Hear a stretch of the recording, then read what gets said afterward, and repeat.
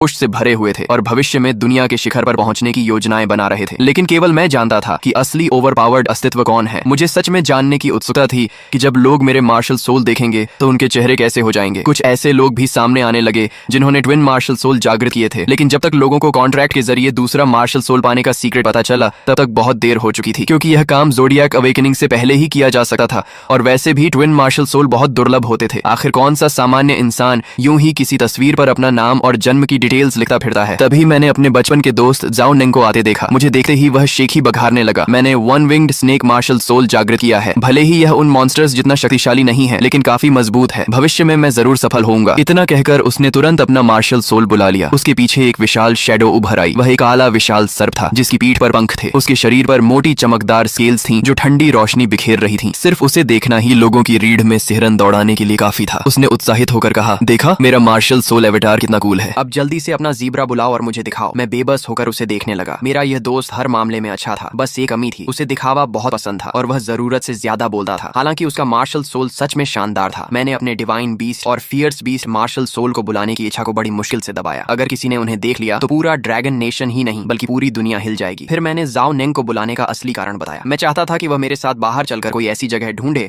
जहां हम कल्टीवेशन कर सकें। दुनिया बदलने के बाद शहरों में स्पिरिचुअल एनर्जी बहुत कम थी, जबकि सुनसान जगहों पर यह कहीं ज्यादा घनी थी। ब्लेस लैंड्स और सीक्रेट रेल्म्स कल्टीवेटर्स के लिए सबसे कीमती जगह बन चुके थे, क्योंकि वहां अभ्यास करने से दोगुनी तेजी से प्रोग्रेस होती थी। मार्शल सोल चाहे कमजोर हो या मजबूत, हर कोई तेजी से ताकतवर बनना चाहता था। मैंने अपनी नजर एक ऐसी वीरान जमीन पर रखी थी जिसे पिछले जन्म में कोई पूछता तक नहीं था। लेकिन कुछ समय बाद वहां अचानक स्पिरिचुअल एनर्जी फूट पड़ी थी और तब लोग उसके लिए लड़ने लगे थे। आखिरकार वह जगह एक शक्तिशाली ज़ोडिएक एक्सपर्ट के हाथ लगी थी। मेरे लिए शुरुआत करने के लिए इससे बेहतर जगह कोई नहीं थी। इसी समय ली फैमिली में घायल ली लेई बिस्तर पर दर्द से कराह रहा था। उसके माता पिता हैरान थे कि किसी ने उनके बेटे को इतनी बुरी तरह पीटने की हिम्मत कैसे की। ली फैमिली के दोनों बेटे जीनियस थे। बड़ा बेटा टाइगर राशि का था और 9 nether white tiger martial soul जागृत किया था, जबकि छोटा बेटा ड्रैगन राशि का था और प्रिजन ड्रैगन मार्शल सोल जागृत किया था। पूरा एस सिटी उनसे ईर्ष्या करता था। लेकिन आज उनमें से एक ही बांह तोड़ दी गई थी। उसके पिता ने कहा, चिंता मत करो बेटे, वह चाहे कोई भी हो जिसने ली फैमिली के बेटे को हाथ लगाया है, उसका अंत सिर्फ एक ही होगा, मौत। दूसरी ओर मैं जाओ नेंग को लेकर उस ट्रेजर लैंड